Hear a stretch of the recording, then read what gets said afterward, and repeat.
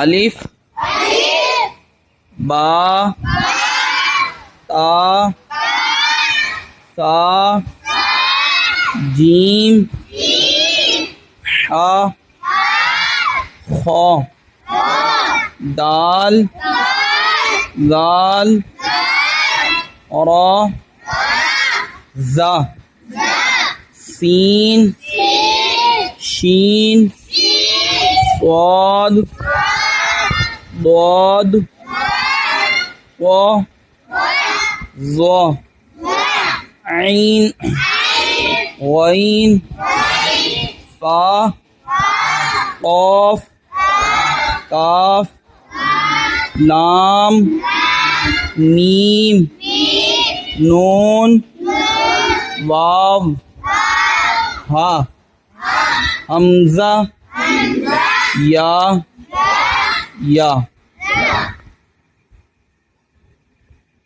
قاعدے نو پڑھن واسطے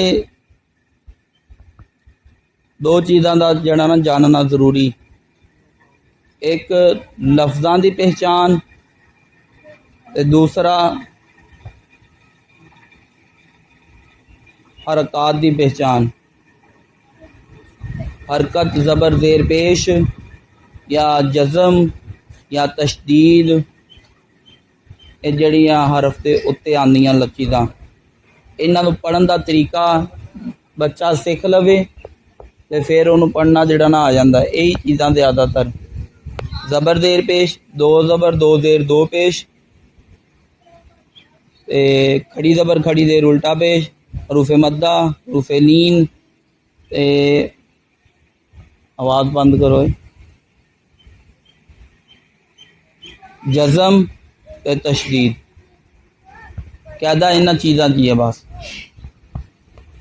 انہاں چیزاں نو جنہیں سیکھ لیا، جنہیں جزم پڑھنا سیکھ لیا، تشدید پڑھنا سیکھ لیا تے حروف مدہ حروف لین کھڑی زبر کھڑی زیر الٹا پیش دی پہچان کر لی، قاعدہ انہوں آ جاندا ہے۔ اس تو جڑے بچے بھی قاعدہ پڑھتے پے نے انہاں چیزاں دا دھیان رکھن۔ میں دوبارہ دہرا دینا، چیزاں تھوڑیاں جیاں، ایک لفظاں دی پہچان، دوسرا حرکات دی پہچان۔ زبر زیر پیش حرکت دو زبراں دو زیراں دو پیشاں، حروف مدہ حروف لین کھڑی زبر کھڑی زیر الٹا پیش، حروف مدہ حروف لین تے جزم تے تشدید، یہ کنیاں چیزاں نے؟ ادھر دیکھو انگلی تے گنو،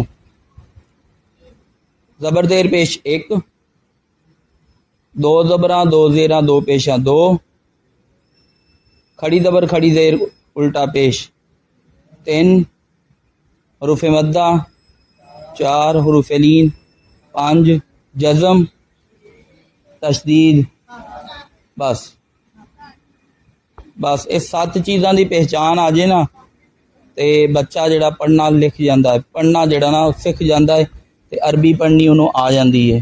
صرف انہاں چیزاں دے پڑھن دا طریقہ آنا چاہیے، کافی ہے۔ سبحانک اللہم وبحمدک ونشہد ان لا الہ الا انت ونستغفرک ونتوب الیک۔